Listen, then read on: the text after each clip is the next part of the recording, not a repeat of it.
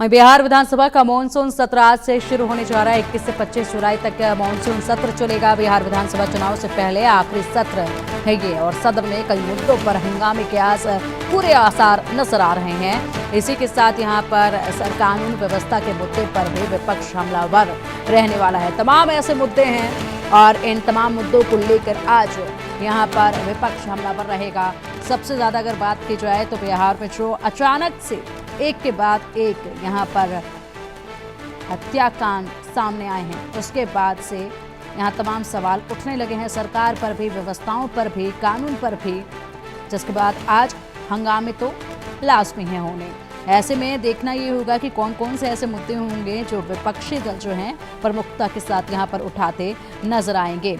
और इसी के साथ आज का दिन काफ़ी महत्वपूर्ण रहने वाला है, क्योंकि यहाँ पर देखना ये भी होगा कि किस कदर यहाँ पर बिहार विधानमंडल में आज दोनों भाई, यानी कि यहाँ अगर बात की जाए तो किस तरीके से तेज प्रताप यादव अपने भाई के बगल में बैठते हैं, क्योंकि अभी तक की जानकारी जो है आगे नहीं भेजी गई है। बिहार विधानसभा में मानसून सत्र आज शुरू हो रहा है, तो ऐसे में पार्टी ने यहाँ पर प्रताप यादव को, तेज प्रताप यादव को जिस तरीके से अपनी पार्टी से बेदखल कर दिया है, इसकी जानकारी साझा नहीं की गई है।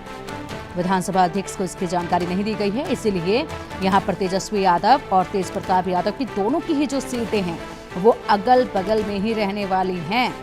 तो ये यहाँ पर चर्चाएं जरूर होंगी, देखना होगा इसको लेकर भी और क्या कुछ आज रहता है, खास करके दोनों भाई जब एक दूसरे के बगल में आकर बैठेंगे।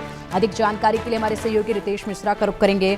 रितेश, महत्वपूर्ण है क्योंकि बिहार चुनाव भी नजदीक है, पहले से ही यहाँ पर सियासत गरमाई हुई है और ऐसे में विपक्षी दलों के पास तमाम बड़े मुद्दे हैं जिसको लेकर आज पूरी तरीके से आक्रामक होते नजर आएंगे विपक्षी दल। तो हंगामेदार आज सत्र का आगाज होने वाला है।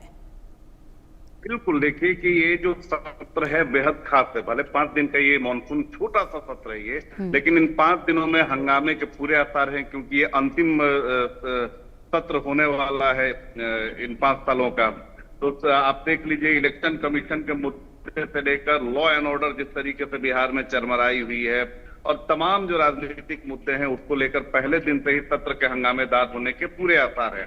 सबसे बड़ी जो नजर है वो नजर है कि मुख्यमंत्री Nitish Kumar law and order को लेकर क्या कुछ बोलते हैं, क्योंकि लॉ एंड ऑर्डर उनकी यूएसपी रही है, सुशासन की सरकार उनकी यूएसपी रही है, तो उस पर वो क्या कुछ बोलते हैं। दूसरा है कि तेज प्रताप यादव बगावती तेवर उन्होंने अख्तियार कर लिया है। अभी तक तो तेजस्वी यादव के साथ ही उनकी सीटिंग अरेंजमेंट हुआ करती थी, चाहे विधानसभा हो, विधान परिषद हो। अब क्या कुछ यहाँ पर होता है, दोनों भाइयों की वो बॉन्डिंग दिखती है या नहीं दिखती है, इस पर बिहार की राजनीति जो है वो और आरजेडी की राजनीति आगे निर्भर करेगी। लेकिन एक बात तो तय है कि जिस तरीके से आज 5 दिनों का ये सत्र शुरू हो रहा है, पहले दिन से ही इसके हंगामेदार होने के पूरे उम्मीद हैं। बिल्कुल, ये तमाम वो मुद्दे हैं जो कि लगातार इस वक्त चर्चाओं में भी बिहार में रहे हैं, जिस पर काफ़ी ज़्यादा सियासत भी होती रही है। ऐसे में इसके अलावा और कौन से मुद्दे होंगे जो विपक्षी दल जो हैं वो प्रमुखता के साथ उठा सकते हैं, क्योंकि यहाँ पर रणनीतियाँ पहले से ही बननी शुरू हो चुकी थी और हालांकि चुनाव है, चुनाव से पहले ये सत्र है और ठीक चुनाव से पहले सत्र होने के चलते यहाँ पर बहुत सारे ऐसे मुद्दे जो हैं वो निकल कर सामने आते रितेश, जिस पर घेरने की तैयारी जो है वो जोरों पर देखी जाती है। बिल्कुल बिल्कुल, देखिए बिजली से लेकर जो फ्री यूनिट की 125 यूनिट फ्री की गई है बिजली, इस पर भी सवाल जवाब होंगे। इसके अलावा 1 करोड़ नौकरी जो नीतीश कुमार ने कही है उस पर भी देखिएगा कि विपक्ष सरकार को घेरने की कोशिश करेगा। विपक्ष कहेगा कि हमारे ही वजह से ये सारी चीजें संभव होती हैं। इसके अलावा पेंशन की जो राशि बढ़ाई गई है, इसको लेकर भी हंगामे के पूरे उम्मीद है, क्योंकि देखिए 5 दिन का छोटा सत्र है, लेकिन क्योंकि इस साल विधानसभा चुनाव होने हैं, इस वजह से ये सत्र काफी महत्वपूर्ण है। बिल्कुल, 5 दिन का छोटा सत्र भले ही है लेकिन बेहद महत्वपूर्ण है और हंगामेदार रहने वाला है।